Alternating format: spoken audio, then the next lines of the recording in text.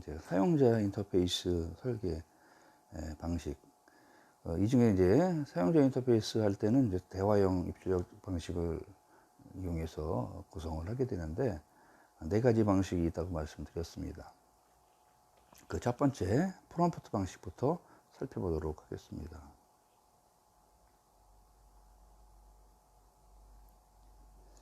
자, 프롬프트 방식은 프롬프트가 위치한 곳에 사용자가 직접 명령이나 자료를 입력하는 방식이에요. 우리가 커서라고 하는 깜빡깜빡 컴퓨터를 쓰다 보면 그 재촉하는 입력을 기다리고 있으니까 빨리빨리 입력 명령을 내려주세요 하고 깜빡깜빡 하는 거죠. 아마 여러분들은 뭐 이런 그래픽 유저 인터페이스 이런 상황에서 많이 익숙하시기 때문에 이 프롬프트 방식은 잘 모르실 수도 있어요. 근데 이제 유닉스나 리눅스 같은 체계에서는 아직도 이런 프롬프트 방식으로 명령을 내리죠.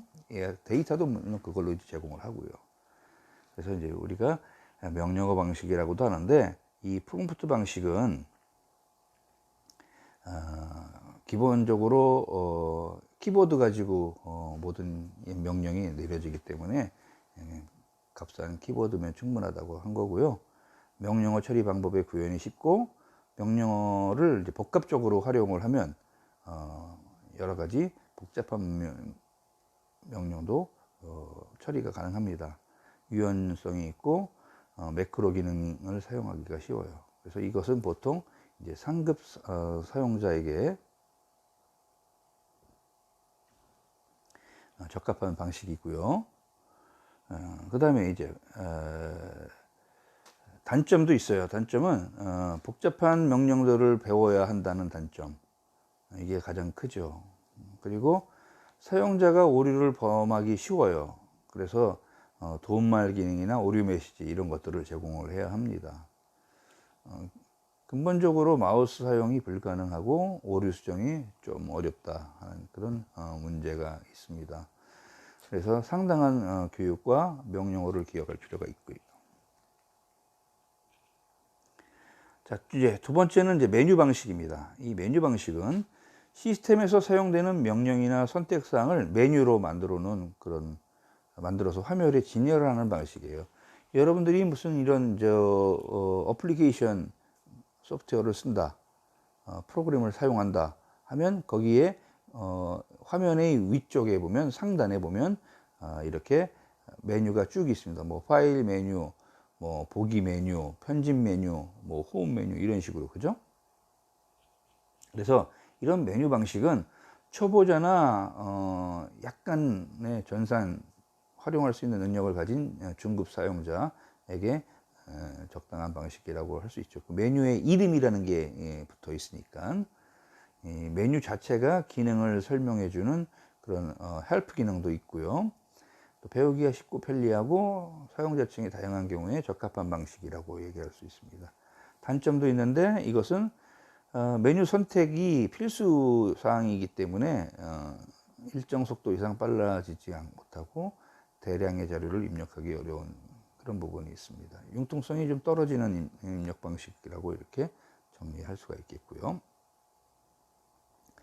자, 항목 채우기 방식은 화면에 항목의 이름과 함께 입력 영역을 만들어 놓고 직접 여러분들이 입력해야 되는 그런 부분입니다. 그래서 메뉴 방식이 갖고 있는 단점, 직접 입력할 수 없다는 단점을 개선한 방식이에요. 입력 자료가 많을 때 효과적입니다. 중급 이상의 사용자에게 적합한 방식이고요. 대량의 정보를 입력할 때 적합하죠. 다만 화면에 이 입력 채우기 하기를 위한 그 공간, 면적을 많이 차지를 하고 형식 입력간의 특성을 이해를 해야 한다는 그런 단점이 있습니다. 자, 가장 많이 사용되는 것은 이제 아이콘 방식이죠. 화면에다가 여러 개의 항목을 지원하고 그 중에 하나를 선택도구로 지정을 해서 직접 실행하는 방식이에요. 이 아이콘이기 때문에 이 그래픽 이미지를 이용하는 거죠. 직접 조작 방식이라고도 합니다. 배우기가 쉽고 사용하기가 편리하죠. 화면 단위의 대화가 가능하고요.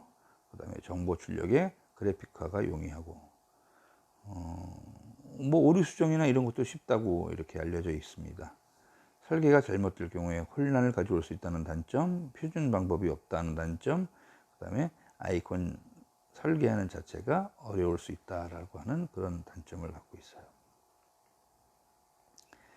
참고로 우리가 입력할 때 이제 오류를 확인하는, 오류를 검사하는 오류 체크 방식을 반드시 입력 설계 단계마다 포함하고 있었죠. 그래서 이 입력을 설계할 때 오류를 검사할 수 있는 방식에 대해서 여러분들에게 제가 좀 소개를 할까 해요. 우리가 이제 오류를 검사하는 방식은 사람이 눈으로 검사하는 방식과 사람과 기계가 같이 하는 방식, 그리고 어떤 기계가 전문으로 하는 방식, 이렇게 세 가지 검사 방식이 있는데요. 각 방식마다 또 세부적으로 몇 개의 방식으로 또 이제 나눠집니다. 일단 사람에 의한 육안 검사 방식은 판독 검사, 색상 검사, 형태 검사 이렇게 나눠져요. 사람이 눈으로 직접 보고 확인하는 거예요. 그렇기 때문에 우리가 흔히 우리가 이제 목시 또는 육안 검사라고 하죠. 뭐 판독 검사는 육안 검사고, 데스크 의자에 책상에 올려놓고 이제 하는 데스크 검사고, 이제 색상 검사는 전표 색상띠 같은 걸로 이제 구분하면서 검사하는 거고, 형태 검사는 뭐 이제 마스크 검사나 또는 마크 검사, 코코넛 검사 이런 검사 방식 중요하지 않기 때문에 여기서는 이것들을 더 자세하게 얘기하지는 않습니다. 이렇게 다양한 검사 방식이 있다는 겁니다. 자, 그 다음에 사람과 기계에 의한 검사는 매체와 단계에서 검사를 하는 것과, 그 다음에 입력 전후, 입력하기 바로 직전, 입력한 바로 후에 이제 대조하는 거예요. 왜? 입력하기 직전에 입력 데이터 값과 그 다음에 입력한 후에 데이터 값이 비교했을 때 차이가 생기면 오류가 있다 하는 거죠. 그래서 이런 것들을 우리가 대조검사라고 하고요. 대조검사에는 이제 직접 세는 카운팅 검사와 그 다음에 합을 이제 입력 전에 가상적으로 손으로 계산했던 그런 합과 결과로 나온 합을 비교하는 거예요. 컴퓨터 처리해서 나온. 그러면 오차가 있는지 이제 하는 방식, 뭐 이렇게 해서 나눕니다. 또 컴퓨터 프로그램에 의한 검사는 이제 레코드 검사와 필드 검사로 나눠져요.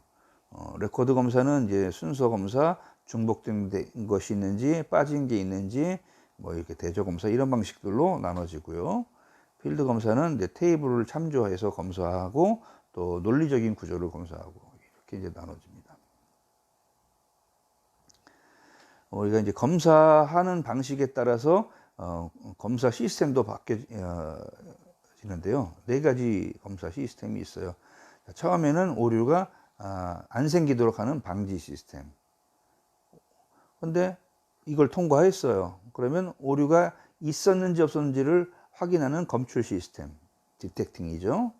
오류가 발견됐어요. 그러면 그것을 다시 원래의 오류 없는 상태로 돌려는 리커버리 시스템. 그래서 이런 것들을 우리가 전체적으로 오류 체크 시스템이라고 얘기할 수가 있겠죠. 그래서 이런 오류 검사 시스템을 만들 때는 제도적인 측면, 하드웨어적인 측면, 그다음에 업무 처리의 효율이라는 측면에서 이 검사 시스템을 우리가 도입할 때 고려를 해야 하는 거죠. 자, 이제 출력 설계입니다. 출력 설계는 4단계로 이루어져 있어요. 자, 내용에 대한 설계, 매체화에 대한 설계, 그다음에 이 분석, 분배, 배포죠. 배포에 대한 설계, 그다음에 이용에 대한 설계, 이렇게 4가지로 나눠져 있습니다. 분배, 배포. 이제 설계, 각 단계별 설계 내용을 보면, 내용 설계에서는 이제 항목명, 항목의 배열, 항목의 자릿수, 뭐 이런 내용들을 쭉 하고, 그 다음에 입력된 정보의 오류를 체크하는 방법, 이런 것들이 있고요. 매체화에서는 출력 형식이나 출력 매체, 그리고 장치, 그다음에 출력하는 장소, 정보양, 뭐 이런 것들을 쭉 보는 겁니다. 여기서 설계하는 거죠. 반영시키려고.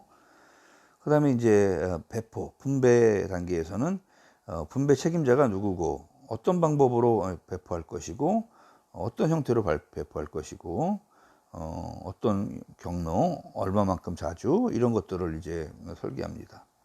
마지막으로 이용에 관련된 부분에서는 출력 정보의 이름, 그 다음에 이것을 왜 출력했는지, 출력 목적, 그 다음에 사용자와 이용 경로, 이용 주기, 뭐 이런, 그 다음에 나중에 기밀성을 가져야 되는지, 즉 보안을 잘 해야 되는지, 보존 기간을 얼마나 할 건지, 이런 것들이 지금 이 이용 단계에서 다 반영돼서 설계가 이루어집니다.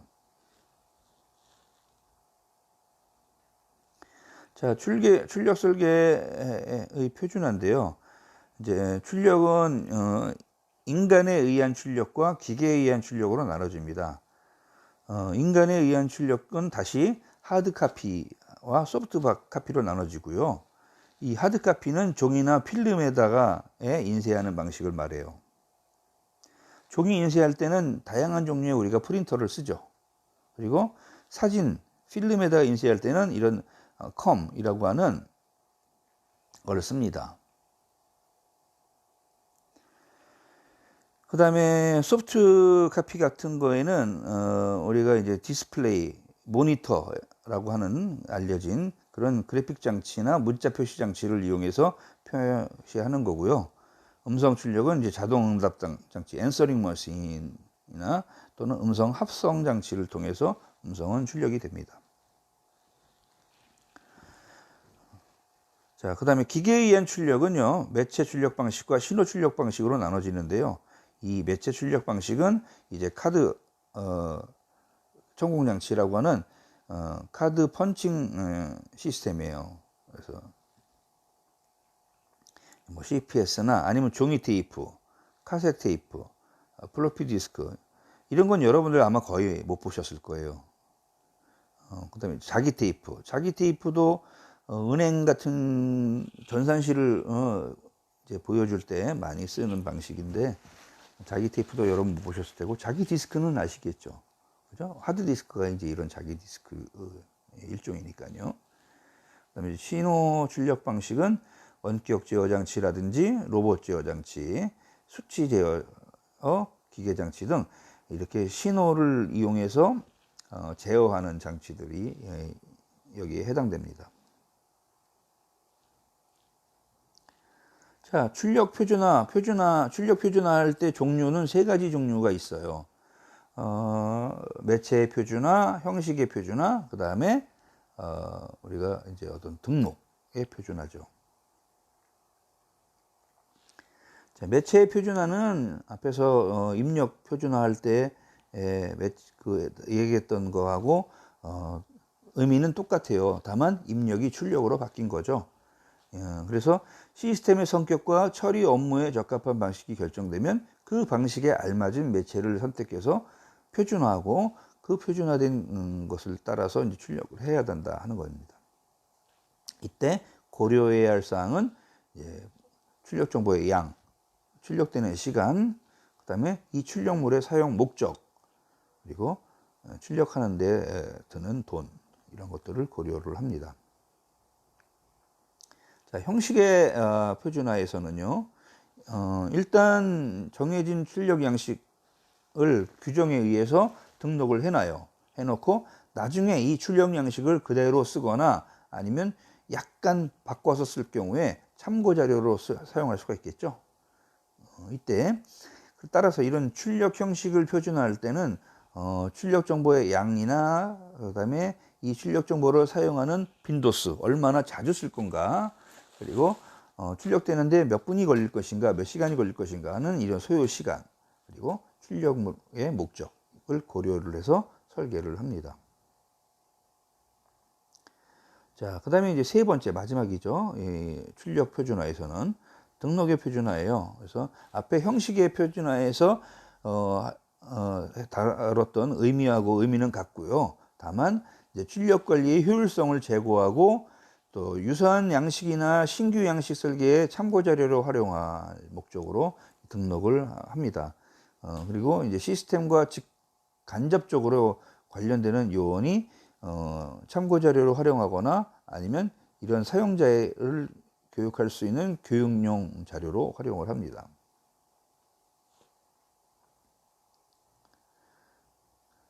자, 출력을 할 때 최종적으로는 이제 보고서 형식으로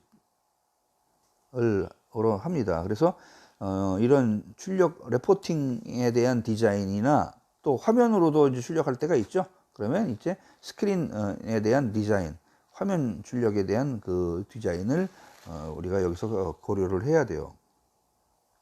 근데 우리가 이제 출력 보고서를 만드는 목적은 사용자의 이용 목적에 일치를 시켜야 되겠죠. 그리고 편집을 통해서 출력 프로그램을 적게 해야 됐고, 그 다음에 컴퓨터의 출력 시간도 최소화하면 좋겠죠. 작동은 간편하게 하고, 이런 목적으로 출력 보고서를 설계하는 거예요. 그래서 누가 분배하고 어떤 방법으로 분배하고 어떤 모양으로 분배하고 어떤 경로를 따라서 분배가 될 것이고 얼마나 자주 언제 분배할 거라고 하는 것을 검토를 합니다. 자, 먼저 출력 방식 아까 크게 두 가지로 나눴죠. 사람이냐 기계냐. 자, 그러면 이제 먼저 사람을 위한 그런 출력 방식을 보면요. 인쇄 출력이에요. 인쇄도 문자 중심, 그래프 중심, 그 다음에 컴을 통한 그런 방식, 필름에 출력하는 방식, 이렇게 세 가지로 정리를 했습니다. 대표적으로 문자 중심의 프린트는 일반적인 문자를 기록하는 도트 프린터라든지 라인 프린터, 레이저 프린터들을 이용을 해서 프린팅하는 거예요. 요즘은 뭐 이런 도트나 라인 프린터는 거의 쓰지 않죠. 거의 레이저 프린터를 쓰고 있어요. 이렇게 됨으로써 입력 속도가 크게 개선이 됐습니다. 자, 인쇄 속도가. 자, 그 다음에 그래픽을 중심으로 하는 프린터는요, 가로, 세로 움직임이 자유로운 그런 특수 프린터입니다. 흔히 그래프나 도표를 출력하는 데 적당하죠. 이런 프린터를 우리가 플로터라고 이름을 별도로 붙이고 있죠. 플로터 또는 XY 플로터라고도 합니다. 자, 컴은 종이에 출력하지 않고 처리 결과를 마이크로 필름에 기록하는 방식이에요. 그래서 컴퓨터와 마이크로 필름을 결합한 출력 방식이라고 이렇게 알아두시면 되겠습니다. 컴퓨터 아웃풋 마이크로 필름이에요. 컴이에요. 자, 그 다음에 영상 출력 방식이 있어요. 이거는 영상 출력 방식은 이제 시스템이 생성한 결과를 사람이 확인할 수 있도록 뿌려주는 방식인데, 이 어떤 문자 표시 장치, 그래픽 표시 장치라고 하는 이런 어떤 뭐 CRT나 모니터 이런 것에다가 출력하는 방식이죠. 자, 그 다음에 이제 기계를 이용해서 출력하는 방식은 처리된 결과를 사람이 아니라 기계 시스템이 입력으로 사용하는 경우예요. 그러니까 기계를 위한 그런 출력 방식이죠. 매체 출력 방식과 신호 출력 방식이 있었습니다.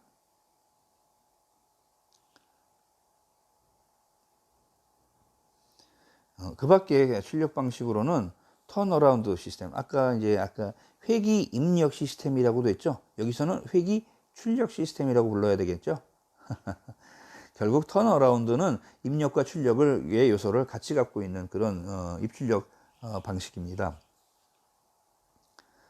그래서 시스템에서 출력된 정보가 사용자의 손을 거쳐서 다시 시스템으로 재입력되는 그런 방식이죠. 오디오 출력 시스템은요, 음성을 입력을 하면 이게 이제 전기 신호로 바뀌고 이게 이제 다시 디지털 신호로 바뀌면서 데이터를 입력하거나 컴퓨터에서 처리된 결과를 소리를 통해서 출력할 수 있도록 해주는 그런 시스템입니다. 여러분들이 지금 이렇게 녹화된 영상을 보고 강의를 내용을 들으실 수 있는 것도 결국은 이런 오디오 아웃풋 시스템이 적용되어 있는 그런 장치를 여러분들이 사용하고 있다는 그런 의미겠죠. 자, 우리가 이제 보고서와 화면 설계에 대해서 검토를 하는데요. 우리가 출력용 보고서의 종류는 세 가지로 나눠서 우리가 생각하면 딱 맞겠죠. 업무용 보고서, 관리용 보고서, 그 다음에 검사용 보고서, 이렇게 세 가지 종류가 있어요. 업무용 보고서는 어떤 원장, 대장, 전표, 명세표 이런 것들이 이제 업무용 보고서가 되겠고요. 관리용 보고서는 통계 분석표, 집계표 이런, 그래서 어떤 차트나 그래프 형식으로 나타내는 관리용 보고서가 되겠습니다. 검사용 보고서는 이제 오류, 이제 오자가 있었네요. 오류 리스트, 그 다음에 증명 리스트, 이런 리스트들을 검사용 보고서로 이렇게 구분을 합니다.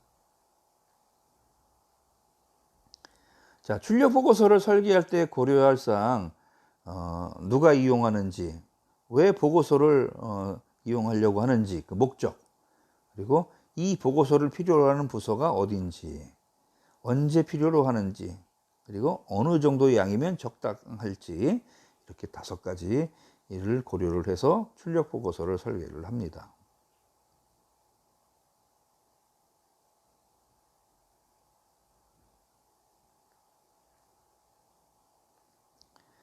자, 출력 보고서 만들 때는, 설계할 때는 우리가 원하는 대로 다 이렇게 만들 수가 없어요. 그래서 이런 제약사항이 따르게 되는데요. 출력 장치에 대한 제약사항과 용지에 대한 제약사항으로 구분을 해봤습니다. 출력 장치에 대한 제약사항은 이제 사용하는 문자의 종류. 그 우리가 이렇게 이제 예를 들면 언어도 다르고 또 글꼴, 폰트의 모양도 개발하는 사람들이 많이 개발을 해놓고 있기 때문에 어떤 장치에서는 지원이 안 되는 글꼴들이 나올 수 있어요. 이런 것들이 이제 제한사항으로 작용할 수 있죠. 또 인쇄의 폭, 인쇄 라인수, 즉 용지의 여백을 고려해서 이제 출력을 해야 되겠죠.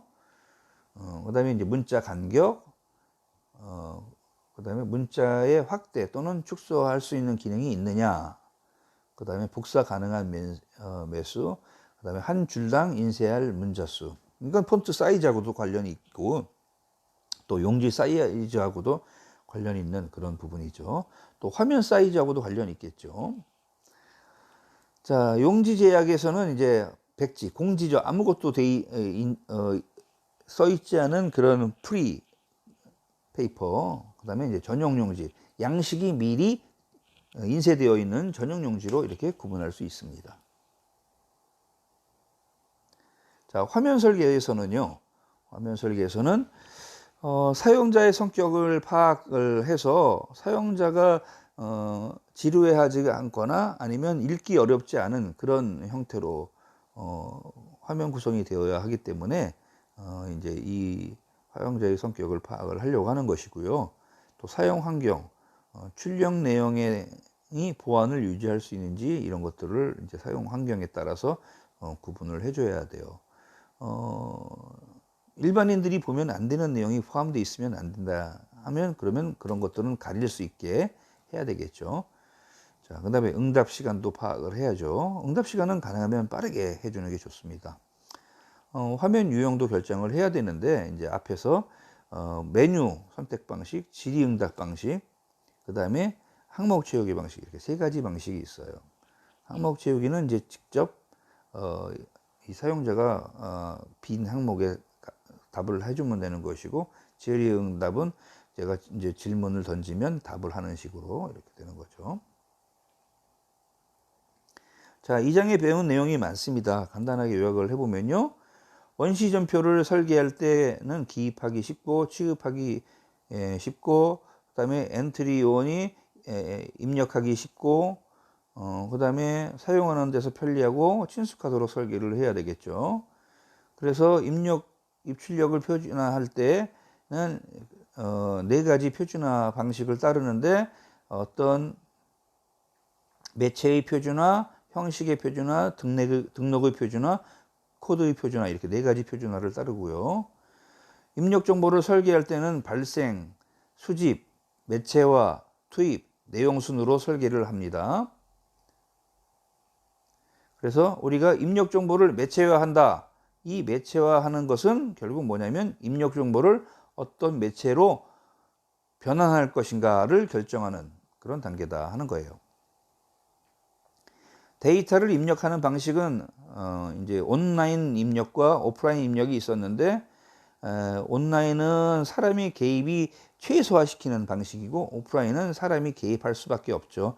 일정 구간에는 사람이 수집해서 이렇게 이제 컴퓨터에게 전달해야 되기 때문에 그래서 이 오프라인 입력 방식 중에는 다시 네 가지로 나누는데 집중 매체, 그다음에 분산 매체, 회기 시스템, 그다음에 직접 입력 이렇게 네 가지로 나눈다고 했습니다.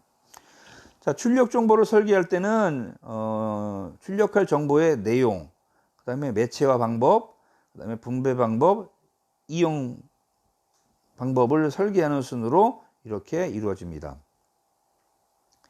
출력 정보의 보고서 설계는 컴퓨터로 처리된 내용을 종이에 출력할 때와 그다음에 화면에 출력할 때로 나눠서 생각을 하죠.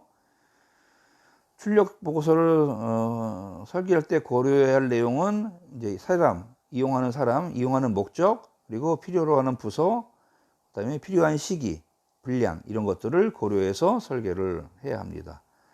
자, 여러분 유용한 시간이 되셨는지 모르겠어요. 다룬 내용이 많죠. 여러분들 한 번 말고 두 번 정도 반복해서 이 강의를 들으시기 때문에 충분히 많은 부분을 이해하시고 넘어가실 수 있을 거라고 제가 자신을 합니다. 자, 장시간 수업 강의 들으시느라고 수고하셨습니다.